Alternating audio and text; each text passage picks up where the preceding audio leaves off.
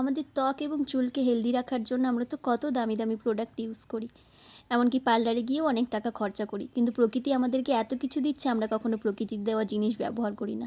যাই হোক, আমি আজকে ত্বক এবং চুলের জন্য একটা হেলথ ড্রিঙ্ক বানাচ্ছি।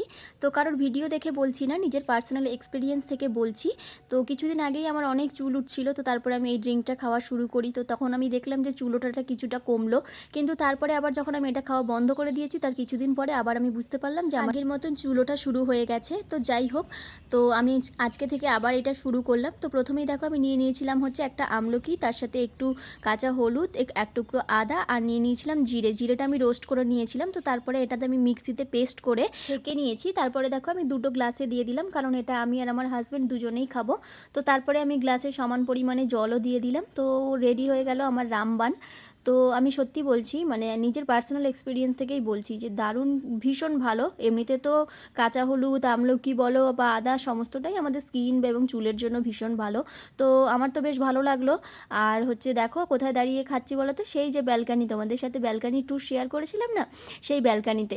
আর তোমরা চাইলে কিন্তু এই পেস্টটা তোমরা করে ফ্রিজেও রেখে দিতে পারো, তো তোমরা কয়েকদিন ধরে খেতে পারবে। কিন্তু আমি সেটা পছন্দ করি না, তাই আমি রোজেরটা রোজই বানাই।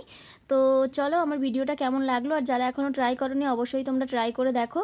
তো চলো, এখনকার মতন টাটা।